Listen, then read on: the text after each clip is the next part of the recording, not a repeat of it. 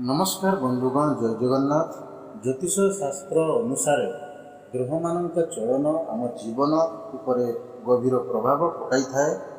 चलित पवित्र राखी पूर्णिमा ठारू ग्रह मानक स्थिति रे एक अत्यंत दुर्लभ और शुभकारी परिवर्तन घटिबाकू जाउअछि। न्यायर देवता शनिदेवଙ୍କ स्थिति सहित ग्रहराज सूर्य एवं ऐश्वर्यर कारक शुक्रदेवଙ୍କ राशि परिवर्तन हेतु एक महाराजयुग सृष्टि हेउछि।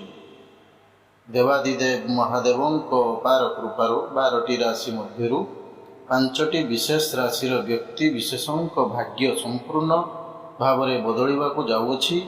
एही राशि मानଙ୍କ उपरे धनर वर्षा हेबा सह जीवन रे थिबा अभाव अनटन और दीर्घ दिनर चिंता दूर हेबो। कर्मक्षेत्र रे पदोन्नति, व्यवसाय रे प्रचुर लाभ, नूतन गृह और जानवाहन क्रयर शुभ संयोग सृष्टि हेउछि। जदि आपण प्रकृत रे महादेव एवं शनिदेव को भक्ति करती तेबे वीडियोटी को एबे ही एक लाइक करी कमेंट बॉक्स रे श्रद्धार सह लिखंतु ओम नमः शिवाय एवं जय शनिदेव। आसंतु विस्तृत भावे जानिबा केउं गुड़िक से 5टी भाग्यशाली राशि।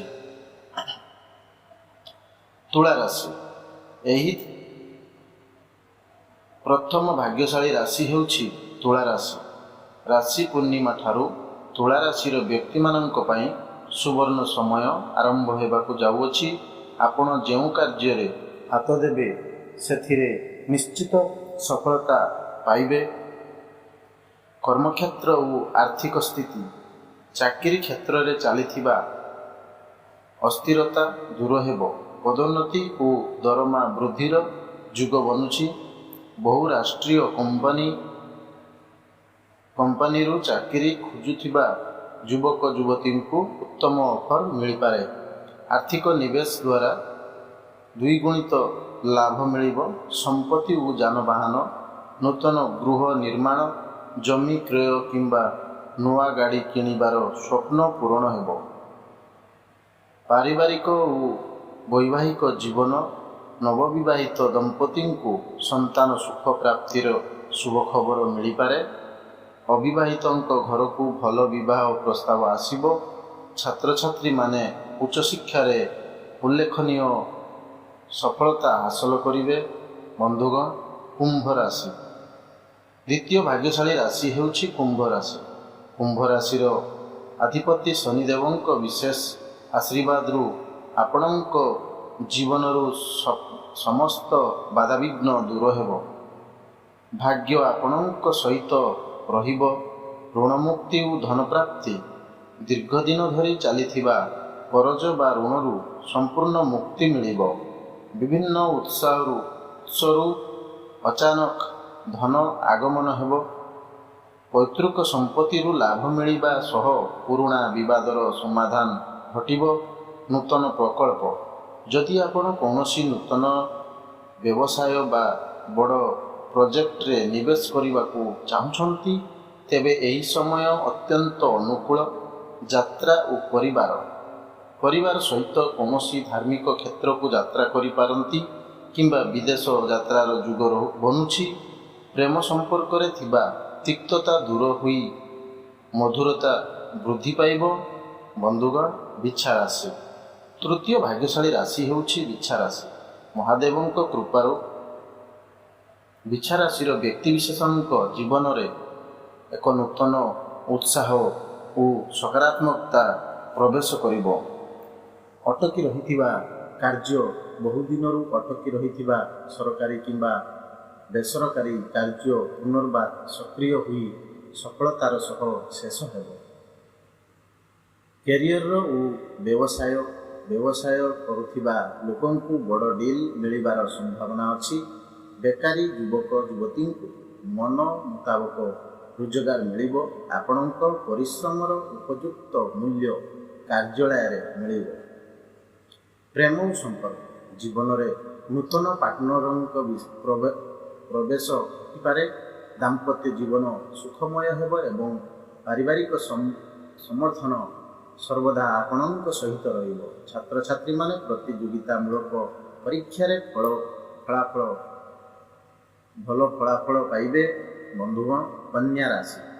ଚତୁର୍ଥ ଭାଗ୍ୟଶାଳୀ ରାଶି ହେଉଛି କନ୍ୟା ରାଶି। ସୂର୍ଯ୍ୟ ଓ ଶୁକ୍ରଙ୍କ ପ୍ରଭାବରେ କନ୍ୟା ରାଶିର ବ୍ୟକ୍ତିମାନଙ୍କ ଆର୍ଥିକ ଗ୍ରାଫ ଦ୍ରୁତ ଗତିରେ ଉପରକୁ ଉଠିବ।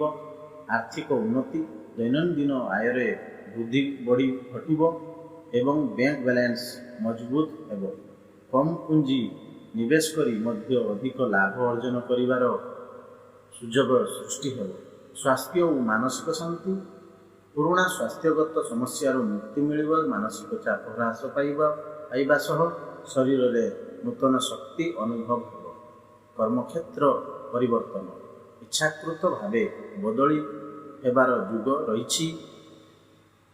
ସନ୍ତାନମାନଙ୍କ ଉନ୍ନତିରେ ପରିବାରରେ ଆନନ୍ଦର ବାତାବରଣ ରହିବ ଏବଂ କୋର୍ଟ କଚେରୀ ବିବାଦରୁ ମୁକ୍ତି ମିଳିବ। ବନ୍ଧୁଗଣ, ମୀନ ରାଶି। ପଞ୍ଚମ ତଥା ଶେଷ ଭାଗ୍ୟଶାଳୀ ରାଶି ହେଉଛି ମୀନ ରାଶି। ମହାଦେବଙ୍କ ଆଶୀର୍ବାଦ ମୀନ ରାଶିର ବ୍ୟକ୍ତିଙ୍କ ଭାଗ୍ୟ ସୁନା ପରି ଚମକି ଉଠିବ। ସାମାଜିକ ପ୍ରତିଷ୍ଠା ଏବଂ ରୋଜଗାର, ସମାଜରେ ମାନସମ୍ମାନ, ପଦ ପ୍ରତିଷ୍ଠା ବୃଦ୍ଧି ପାଇବ। ନୂତନ ବ୍ୟବସାୟ ଆରମ୍ଭ କରିବା ପାଇଁ ଏହା ଶ୍ରେଷ୍ଠ ସମୟ। ଦୈନିକ ରୋଜଗାରରେ ଉନ୍ନତି ସହ ଆର୍ଥିକ ସ୍ଥିରତା ଆସିବ। ଚାକିରି ଓ ଶିକ୍ଷା, ବେକାରୀଙ୍କୁ ଉତ୍ତମ ନିଯୁକ୍ତି ମିଳିବ। ଛାତ୍ରଛାତ୍ରୀମାନେ ଉଚ୍ଚଶିକ୍ଷା ପାଇଁ ଦୂରସ୍ଥାନ ବା ବିଦେଶ ଯାତ୍ରା କରିବାର ସୁଯୋଗ ପାଇବେ। ପାରିବାରିକ ମଙ୍ଗଳ, ଘରେ ମାଙ୍ଗଳିକ କାର୍ଯ୍ୟ ସମ୍ପନ୍ନ ହୋଇପାରେ। ପରିବାର ମଧ୍ୟରେ ଥିବା ମନୋମାଳିନ୍ୟ ସମାପ୍ତ ହେବ ଏବଂ ସମସ୍ତେ ଏକାଠି ହସଖୁସିରେ ସମୟ ବିତାଇବେ। ଏହି ପାଞ୍ଚଟି ରାଶିଙ୍କ ପାଇଁ ଏହି ରାକ୍ଷୀ ପୂର୍ଣ୍ଣିମା ଏକ ନୂତନ ପ୍ରଭାବ ନେଇ ଆସୁଛି। ନିଜର ସଚ୍ଚା ପରିଶ୍ରମ ଜାରି ରଖନ୍ତୁ ଏବଂ ମହାଦେବଙ୍କ ଉପରେ ବିଶ୍ୱାସ ରଖନ୍ତୁ। ମହାଦେବ ଆପଣଙ୍କ ସମସ୍ତ ମନୋକାମନା ପୂର୍ଣ୍ଣ କରନ୍ତୁ ଏବଂ ଆପଣଙ୍କ ପରିବାରକୁ ଧନ, ଧାନ୍ୟ ଓ ଆରୋଗ୍ୟରେ ଭରି ଦିଅନ୍ତୁ।